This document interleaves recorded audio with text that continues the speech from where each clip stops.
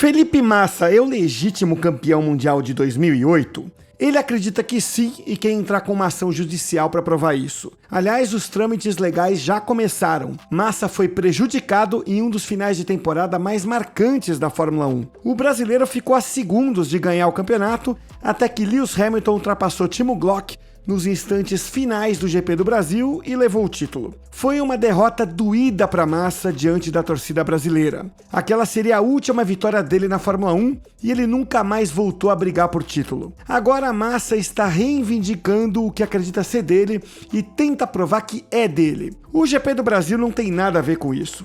O alvo de Massa é o GP de Singapura de 2008. Massa já deu um passo na ação contra a FIA e a Fórmula 1.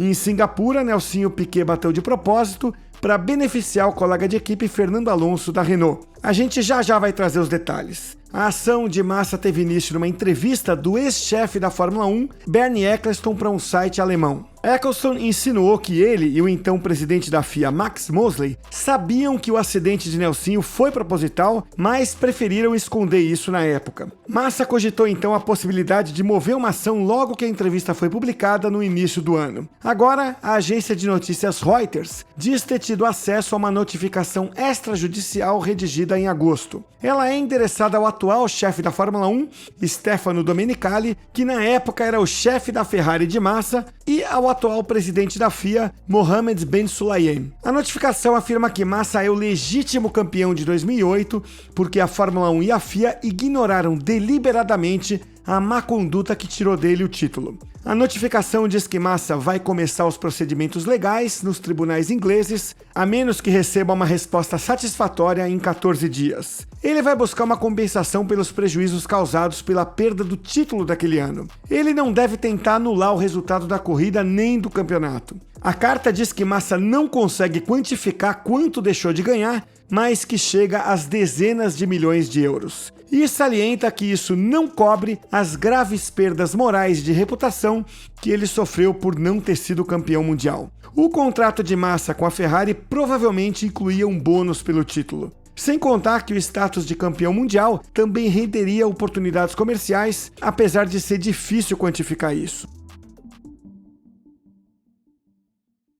Massa liderava o GP de Singapura de 2008, quando Nelsinho bateu por instrução de seus chefes de equipe na Renault. O acidente causou um safety car que favoreceu a estratégia de Alonso, que acabou vencendo a prova. Na mesma corrida, a Ferrari estragou o pit stop de Massa durante o safety car. Ele foi liberado com a mangueira de combustível ainda conectada ao carro. Isso rendeu uma punição e Massa caiu para o 13º lugar. Hamilton terminou em terceiro, o que mexeu no resultado do campeonato. Quando o escândalo foi descoberto, um ano depois, Ferrari e Massa optaram por não buscar justiça. As consequências foram apenas que a Renault recebeu desqualificação e os chefes de equipe Flávio Briatore e Pat Symonds foram banidos do automobilismo. Briatore por tempo indeterminado, punição depois revogada, e Symonds banido por 5 anos. Então, o que causou o imbróglio em Singapura e como isso se desenrolou? A Renault não sabia se continuaria na Fórmula 1 em 2009. As coisas estavam difíceis desde a conquista do bicampeonato em 2005 e 2006. Com uma crise financeira global,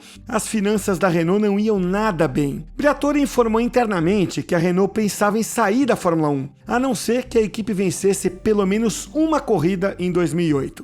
E vencer era improvável porque o carro não era tudo isso. Portanto, a pressão era enorme. Pessoas do alto escalão diziam até que a equipe poderia ser fechada. Acontece que as perspectivas para Singapura eram boas. O carro estava melhorando, estava com mais potência por causa do novo tipo de combustível ELF. Além disso, um circuito de rua caía como uma luva para Alonso. Mas quando o espanhol fez a primeira volta do Q2, teve um problema de alimentação de combustível. Ele abandonou o treino e se classificou num decepcionante 15º lugar. Em uma reunião desanimada, as estratégias de corrida estavam sendo discutidas na Renault. Alguém então sugeriu em tom de brincadeira que Alonso poderia parar nos boxes mais cedo e pedir que Nelsinho provocasse um safety car. Pelas regras da época, os boxes ficariam fechados e Alonso pularia lá para frente. Briatore perguntou então se isso era mesmo viável. A equipe percebeu que ele estava falando sério. E sim, era possível. Briatore ordenou que tudo fosse preparado. Nelsinho foi informado do plano e concordou, o que ele diz ter feito por sentir que tinha uma ameaça velada de perder a vaga na equipe. O plano era Nelsinho rodar de propósito na saída da curva 17. Ele aceleraria para jogar o pneu traseiro direto contra as barreiras. Na volta de reconhecimento, o brasileiro até fez um teste. Na corrida, Alonso parou nos boxes cedo, o que não fazia muito sentido para quem assistia a prova, porque ele voltou em último. Uma volta depois, Nelsinho bateu na curva 17. Não foi a batida planejada. Ele rodou até a parede do outro lado e aí bateu forte. Ainda assim, o plano deu certo. Apenas 3 carros, sendo a Red Bull de Mark Webber o mais importante, conseguiram entrar nos boxes antes do safety car. O pit lane ficou fechado por 3 voltas. No entra e sai dos boxes, o pelotão ficou comprimido atrás do safety car. Isso levou Alonso para o 5º lugar, à frente de Webber. No decorrer da prova, Alonso conquistou a vitória, beneficiado também por um problema de câmbio que fez Webber abandonar. Massa foi para os boxes, o companheiro dele Kimi Raikkonen via atrás. Massa recebeu o sinal para sair com a mangueira de combustível ainda conectada ao carro. Ele passou pelos boxes arrastando a mangueira. O carro teve que ser empurrado de volta para tirarem a mangueira. Massa voltou em último. Depois, ele ainda recebeu um drive-thru pela manobra insegura. Resultado: o brasileiro terminou em 13º, numa noite que ele poderia ter vencido de ponta a ponta.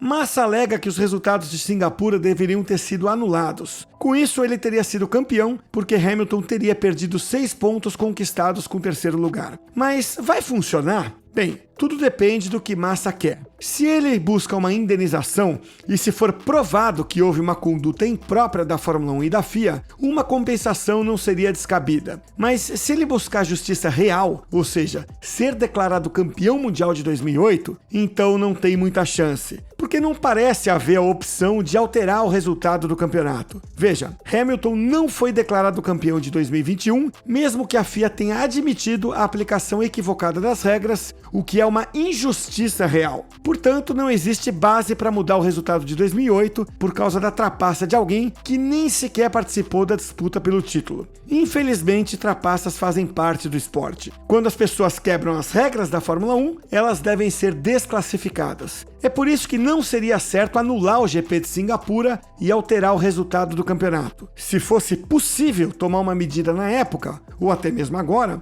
o certo seria desclassificar a Renault em Singapura. Essa é a punição habitual para quem trapaceia. Você não joga toda a classificação no lixo e finge que o GP nunca aconteceu. Ok, é justo se solidarizar com Felipe Massa, mas vale lembrar que a Ferrari também fez uma baita lambança em 2008. Mesmo com a trapaça, Massa provavelmente estaria no pódio em Singapura se não fosse o pit stop desastrado da Ferrari. Isso teria garantido o título do brasileiro em Interlagos. Então, sim, a Renault trapaceou. Massa, sim, foi enganado, mas ele também foi prejudicado pela Ferrari. Fingir que isso não importa distorce a realidade. Assim como fingir que anular o resultado não teria influenciado as corridas seguintes. Se Singapura tivesse sido anulada, Hamilton teria chegado às 3 corridas finais, com vantagem de 1 ponto sobre Massa e não 7. Isso impactaria no andamento dessas provas finais. Hamilton e Massa teriam enfrentado outros desafios. A pressão sobre as equipes também teria sido outra. Portanto, se a história pudesse ser mudada, o único resultado legítimo seria excluir a Renault do GP de Singapura e aí sim corrigir o resultado. Nesse cenário, Alonso perderia a vitória